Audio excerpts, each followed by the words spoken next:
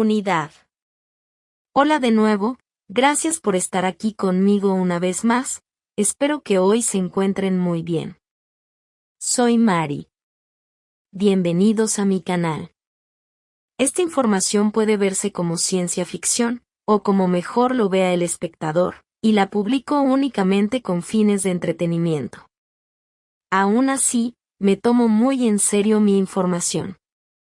Quien tenga ojos para ver, que vea. Estoy escribiendo esto en la mañana del 27 de octubre de 2024. Como yo veo las cosas, no hay densidades, dimensiones, líneas de tiempo, realidades alternativas, universos paralelos, multiversos, reinos existenciales, planos existenciales, mundos astrales o reinos materiales.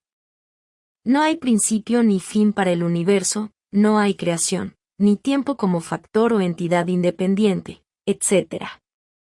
Y tampoco hay universo, pero necesitaba usar una palabra. Son todas construcciones de una mente, que se vuelve encasillada, y disecciona todo en pedacitos más pequeños, más digeribles, más entendibles. Todas las clasificaciones que mencioné arriba no son más que un espejo de la conciencia que las pensó. Lo que las define, sus características y límites, y las diferencias entre una y otra son puramente arbitrarias, y se basan en todo tipo de justificaciones y argumentos lógicos igualmente arbitrarios, que son también un reflejo de quien las está pensando y usando, y de la limitada habilidad de sus mentes. Como es de esperarse, una de las justificaciones más utilizadas, que también se esgrime como arma para imponer las ideas y por ende los intereses de quienes las sostienen, es la ciencia. Se utiliza más para desprestigiar formas alternativas de pensar, y de abordar la comprensión de la realidad desde otro punto de vista no científico. Un ejemplo de esto serían las emociones, que son inmediatamente desprestigiadas, y tomadas como si no tuvieran sabiduría y lógica propias.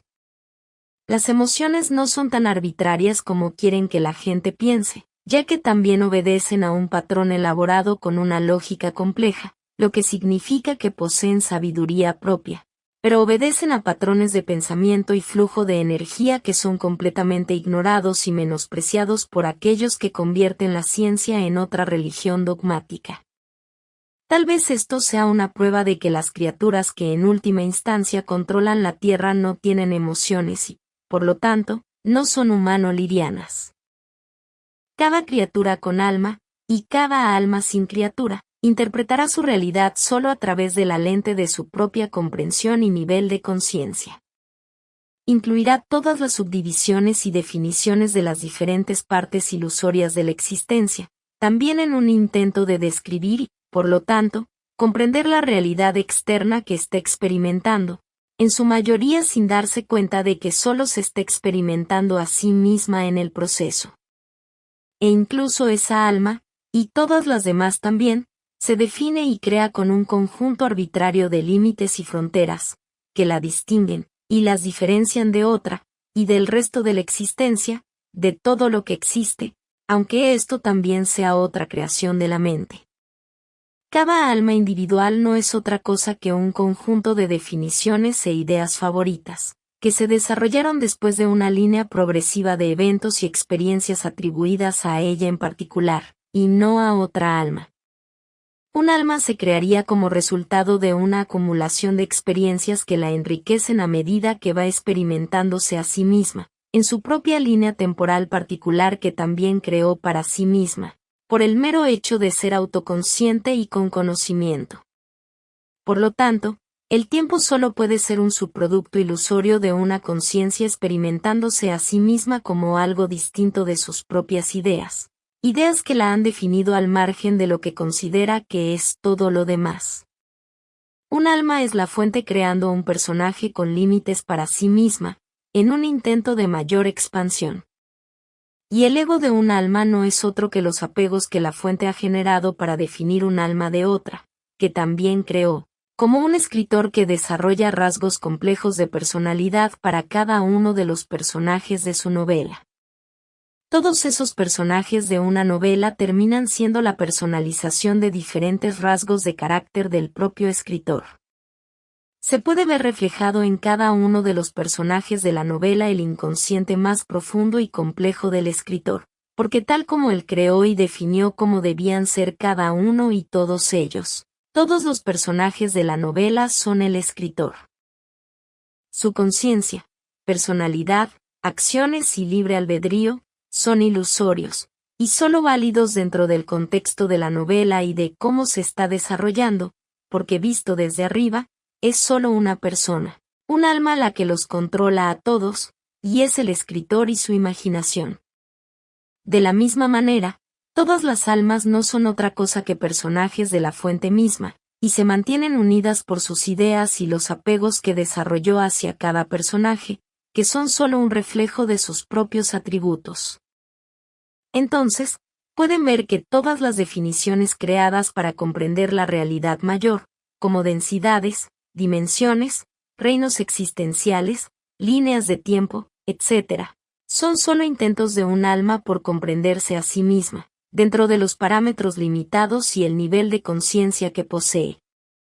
Y como su nivel de conciencia es limitado, solo puede describirse a sí misma dentro de esos límites, y cualquier intento de describir su mundo exterior ilusorio, solo puede ser válido para esa alma, o para aquellos en su mismo nivel de conciencia, pero no necesariamente para otros. Esas almas de ideas afines solo deciden qué y cómo debe definirse su realidad debido a sus acuerdos de percepción, y terminan validándose mutuamente para pensar que su idea de la realidad es la correcta, y dado cierto poder, impondrán ese punto de vista a otros que podrían tener una capacidad de percepción diferente y, por lo tanto, interpretar la realidad de manera diferente. Nuevamente, la realidad y la verdad solo las imponen aquellos que sostienen o poseen el mayor poder. Todas las densidades, dimensiones, reinos existenciales, realidades alternas, líneas de tiempo, etc., son solo definiciones creadas por quienes han tenido el poder suficiente para que se establezcan como verdad, pero solo pueden ser válidas desde el punto de vista limitado de quienes las crearon y definieron. Los límites de esas subdivisiones de la realidad, por tanto, no son válidos para todo el mundo, pues dependen de diferentes capacidades y niveles de conciencia y percepción. Tomemos como ejemplo el llamado mundo material, o el mundo de los vivos, que es más o menos lo mismo. Esto es fácil de entender para los humanos livianos, que en su mayoría están encerrados en la realidad que sus sentidos biológicos les imponen, de una manera fuertemente materialista, e ignoran el astral y otros niveles existenciales. El mundo de los vivos se distingue fácilmente del mundo espiritual, pues lo que define a cada uno les resulta bastante claro. Pero no es así para los Surma, por ejemplo, que tienen un rango de percepción mucho más amplio, y por lo tanto su realidad es mucho más expandida, ya que incluye muchas partes del astral, del mundo espiritual, que está bien dentro del rango de sus sentidos biológicos, y por lo tanto toman esas partes perceptibles del mundo espiritual como un pedazo innegable de su realidad, y con las que también deben interactuar todos los días. La realidad perceptible, dura, científicamente demostrable de los humanos livianos, no coincide con la de los Surma, que son seres mucho más espirituales y mucho más místicos. La mayoría de los humanos livianos simplemente no tienen el nivel de conciencia y autoconocimiento que es necesario para siquiera comenzar a comprender a los Surma, ya que los livianos solo pueden ver rituales felinos que se realizan, cuando para los gatos, ellos están interactuando y manejando cosas, y seres, muchos de su propia especie, pero en el mundo espiritual. Incluso la palabra ritual termina siendo reduccionista, e incluso insultante para los Surma, ya que lo que están haciendo es mucho más expandido y elaborado, y una palabra así también está fuertemente asociada con cosas malas. Por lo tanto, ritual, no es algo aplicable a nada de lo que hacen los Surma. Cada alma, y cada grupo de almas, que también se puede definir como una especie biológica cuando tienen un cuerpo, tendrá su propia percepción y conciencia que usará para definir lo que la realidad es para ellos. A medida que desarrollas niveles de conciencia cada vez más altos, tiendes a ver todo más y más conectado. Ya no ves barreras, pero aún entiendes por qué pueden estar allí, pero puedes ver cuán arbitrarias son. Al igual que los Surma, hay otros seres y criaturas que por derecho propio han desarrollado su forma muy particular de definir su realidad, y puede que coincida o no con nuestras definiciones, o solo parcialmente, ya que los humanos livianos solo coinciden en parte con las de los Surma. Las densidades, dimensiones, realidades paralelas, líneas de tiempo, reinos existenciales, etc., son solo interpretaciones de la realidad por parte de los humanos de la Tierra, que no incluyen la percepción y las ideas de la realidad de otros livianos, mucho menos las de otras especies. Pueden tener una validez muy limitada desde uno u otro punto de vista, y son puramente válidas solo en la Tierra. Están lejos de ser universalmente válidas, y son reflejos de lo limitada que es la mente humana promedio en la Tierra. Un ejemplo de esto es su incapacidad para comprender y aceptar conceptos como la inexistencia del tiempo, de algo que no tiene principio ni fin, etc.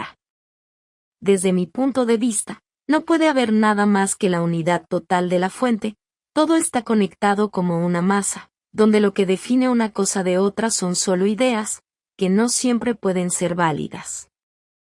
Solo existe la unidad, aunque esa palabra tampoco es suficiente, ya que para poder siquiera entender el concepto de unidad hay que tener en cuenta lo opuesto. Por lo tanto, seguimos pensando en términos de dualidad, de que algo es diferente de otra cosa. La fuente misma está por encima de la unidad, por incomprensible que esto pueda resultar para todos nosotros. Esto será todo por hoy. Como siempre, gracias por ver mi video y por darle like, compartirlo y suscribirse para obtener más información. Ayuda mucho a que este canal crezca. Y espero verlos aquí la próxima vez. Con mucho cariño y aprecio, su amiga Mari Sua.